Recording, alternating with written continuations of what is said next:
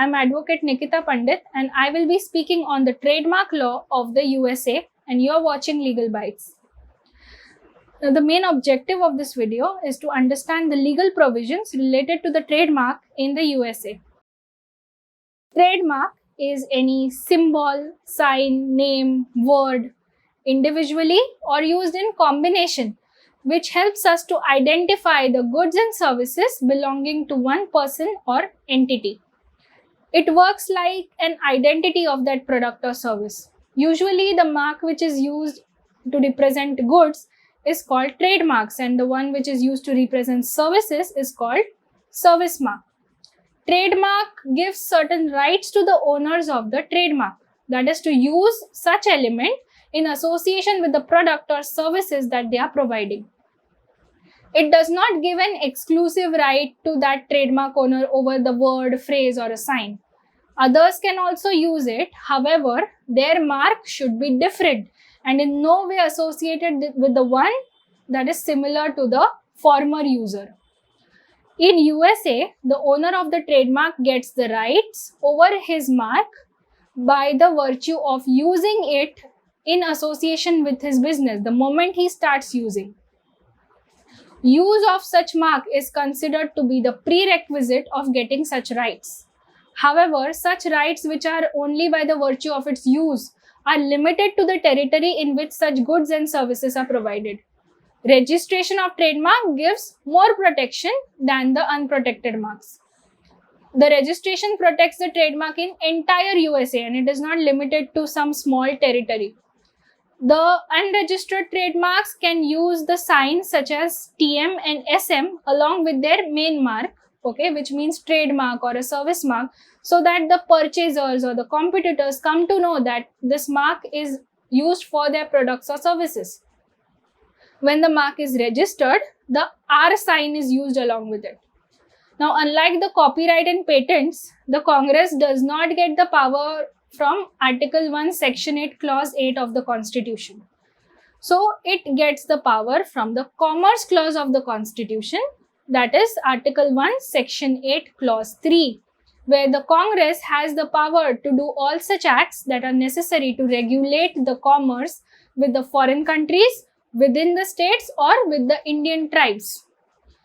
The Trademark Act of 1870 was the first trademark law in USA. Several amendments were made to this law, but in trademark cases in 1879, all such amendments and legislation itself was held to be unconstitutional. So the main federal law for trademarks then was Lanham Trademark Act 1946, which provided a legislative framework for the rights and liabilities related to the trademark. This was incorporated in Title 15 of the US Code along with the Trademark Counterfeiting Act of 1984, which was passed to make it a felony to deal in the counterfeit goods. What are counterfeit goods? It means imitation goods or the duplicate goods. Now, the person who wants to register their trademark has to approach the US Trademark and Patent Office and make an application with the appropriate fees and the graphical representation of the mark that they want to use. Such applications should also consist the domicile of the person and the date of the first use of such mark. The mark should be such that it should be distinguishable from the products and services of another persons. Now, once the application is filed, the examination attorney sees if this application meets the legal requirements. If it complies with the provisions, the publication of trademark is approved. If it does not comply with the provisions, the attorney gives a notice to the applicant mentioning the grounds why it was rejected. He can also make the suggestions if any changes are required in the application for it to get approved. If within the given period of time the changes are made, it is considered. However, if the changes are not made or if they are not adequate, one final notice is given of the rejection. Appeal can be made to this final decision with the Trademark Trial and Appellate Board. If no reply is filed here, the trademark is considered to be abandoned by the applicant. The director publishes the prospective trademark in the Gazette so that any person can oppose it, or he can file for a concurrent use if there is some similar trademark. Now, the law provides that the trademark should not be denied by the authority if it can be distinguished from the other marks. The service marks can also be registered if they represent services which are provided by a person or an entity. The registration certificate is a proof that the name of the person which appears on the certificate is the owner of that trademark. The US Trademark and Patent Office has a register wherein the list of the trademark registrations is mentioned, and it also consists the dates of registrations. The mark cannot be scandalous, it cannot be immoral or deceptive in nature, which might confuse the customers. It should not make any false statements regarding any living person or a dead person. It should not make any suggestions related to any belief or an institution. It should not be a geographical indication. It should not be generic in nature. And it should not be a mark which is already registered. Now, to understand what is generic, we can see a case, United States Patent and Trademark Office versus Booking.com, which was decided by the Supreme Court of USA. Now, the US Patent and Trademark Office had rejected a trademark, and it was held that generic names cannot be registered as trademarks. In this case, the word was Booking.com. Okay. US Patent and Trademark Office contended that Booking.com is a general term which was used in case of hotels and tourism bookings. However, when a judicial review was taken, the district court and the appellate court rejected this view. This was because the two terms booking and .com were combined together to form one mark. Now, in such cases, the only test that can be taken is that of the consumer view, which can decide whether the mark can be distinguished from the marks which already exists. The registration of trademark is for a period of 10 years, and if the required affidavits are not submitted in a given time, the authorities have the right to cancel the registration. After the 10 years period, the registration can be renewed for another 10 years, and that can be done so on, for the next 10 years and then again for 10 years. Now, renewal should be filed 1 year in advance, before the time gets expired. Now, it is possible to transfer the trademark rights by the way of assignment. Assignment is a right which belongs to the trademark owner, wherein he can part ways with his trademark rights, the reputation associated with it, that is the goodwill. Such assignment should necessarily be in writing, and it must be signed by the parties. It should also be intimated to the US Patent and Trademark Office, and if it is not intimated, it is not a valid assignment. Section 1064 provides for the cancellation of the registration of trademarks. So, if any person feels that the trademark which is registered has the capacity to damage his reputation or cause any harm to his title because of such registration, he can file a petition for cancellation of the registration of such trademark. He has to mention the grounds on which he is filing such petition. They should also show the evidence, on evidence for the purpose of proving that it will harm his image or his reputation. This has to be done within 5 years of registration.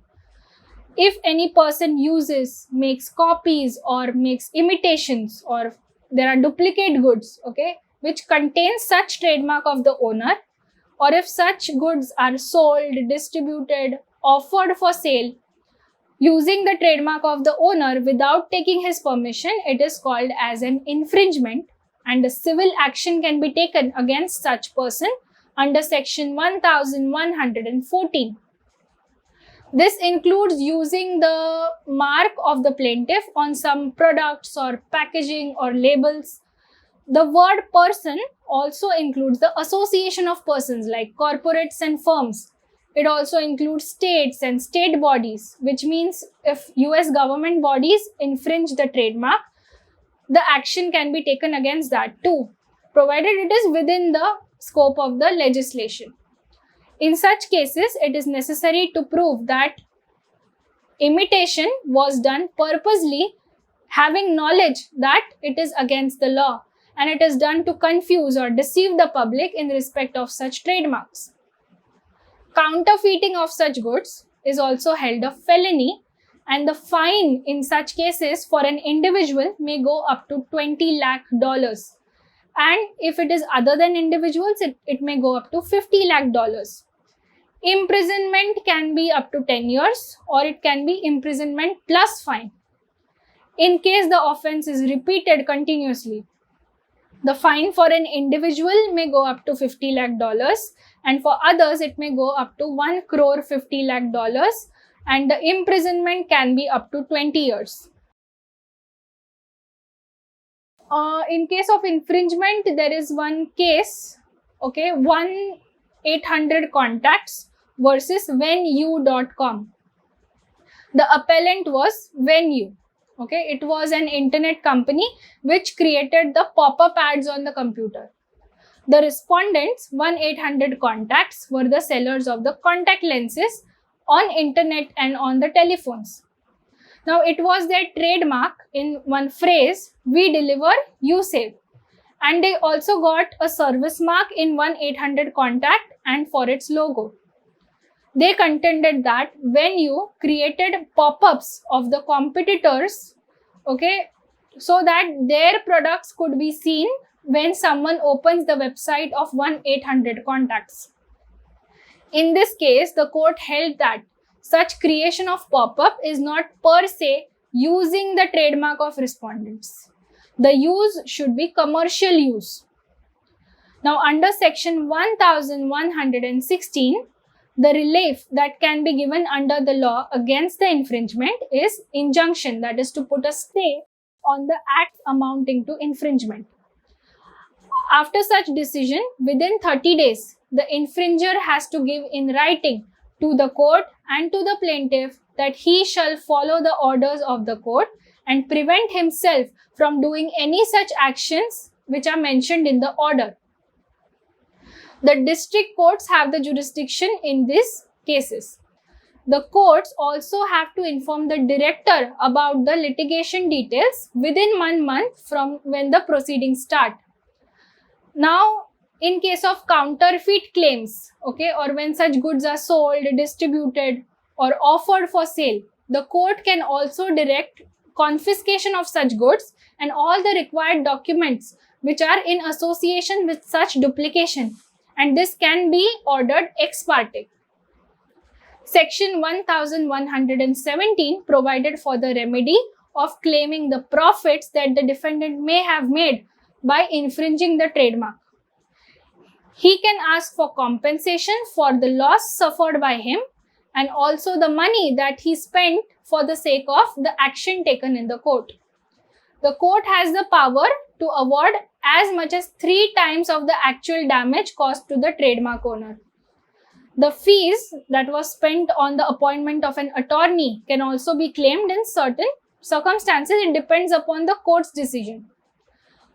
The court has the power to direct the infringer to destroy all the infringing articles like packages, labels, wrappers, or any other advertisements. The attorney can hear the cases of destructions and evaluate the evidence, on 10 days notice period by the trademark owner. Now, in one case of infringement, that was D2 Holdings versus MRC 11 Distributing Company, a show named House of Cards was broadcasted on Netflix.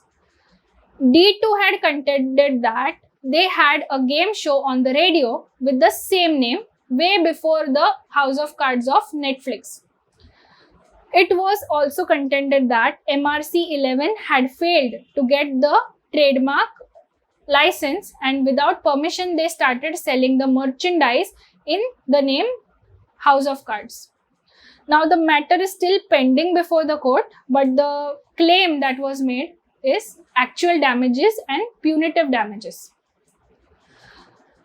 Appeals can be made against the decision of the district court in respect of infringement in US Court of Appeal, which is a federal circuit court under section 1121.